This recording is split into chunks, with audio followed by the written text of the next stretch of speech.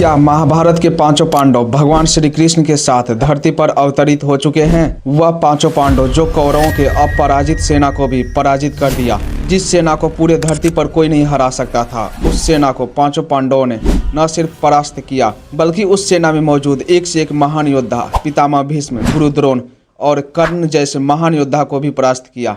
वह पांचों पांडव क्या सच में भगवान श्री कृष्ण के साथ धरती पर अवतरित हो चुके हैं? आइए इसका प्रमाण देखते हैं।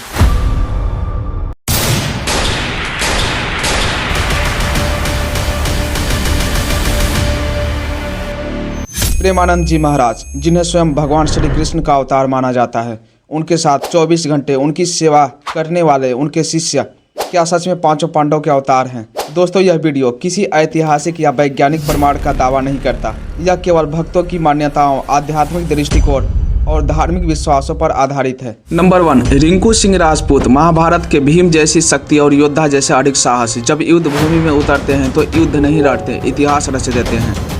और जब भक्ति में आए तो एक ऐसा मिसाल प्रदर्शित किया कि करोड़ों की संपत्ति भी भक्ति के आगे माटी के समान हो गए। करोड़ों की संपत्ति छोड़ प्रेमानंद जी महाराज की सेवा में मौजूद रिंकू सिंह राजपूत कभी वृंदावन की गलियों में झाड़ू लगाते नजर आएंगे, तो कभी वृंदावन की परिक्रमा करते हुए, कभी भक्तों के घर भिक्षा मांगते हुए और बाकी समय प्रेमानंद जी महाराज की सेवा में।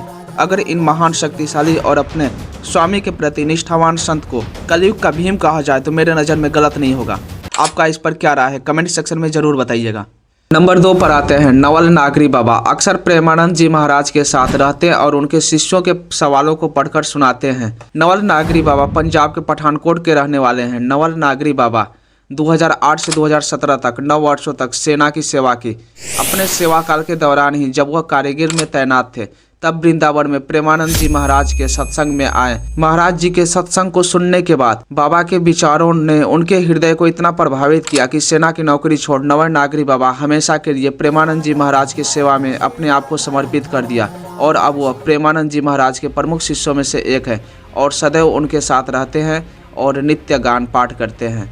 नंबर 3 पर है महामधुरी बाबा। कभी प्रोफेसर थे, एक आरामदायक नौकरी और सम्मान उनके पास था, मगर जब उनके भाई ने उन्हें वृंदावन में प्रेमानंद महाराज जी के सत्संग में लेकर के आए तब महाराज जी के शब्दों ने उनके हृदय को गहराई से छू लिया और उसके बाद उन्होंने न केवल नौकरी और पद त्याग दिया बल्कि अपना पूरा जीवन पूरी निष्ठा और प्रेम के साथ महाराज जी की सेवा में समर्पित कर दिया। और आज महामधुरी बाबा निरंतर निस्वार्थ भाव से महाराज जी के चरणों में रहकर उनकी सेवा करते हैं।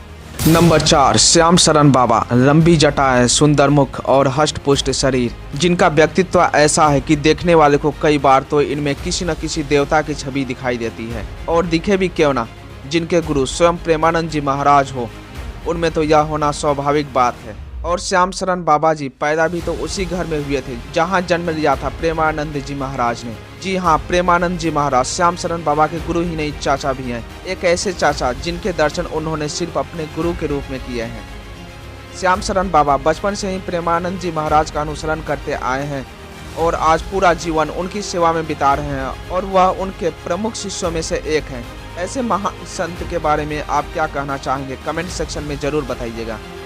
नंबर 5, आनंद प्रसाद बाबा। वृंदावन के प्रेमानंद जी महाराज के शिष्यों में से एक आनंद प्रसाद बाबा, उन्होंने एक बड़ा फुटवियर व्यवसाय छोड़कर प्रेमानंद जी महाराज की शरण ली और अब वह गुरु की सेवा में अपना जीवन व्यतीत कर रहे हैं। वह अक्सर प्रेमानंद जी महाराज के साथ ही नजर आते हैं और उनके प्रवचनों में भी दिखते हैं।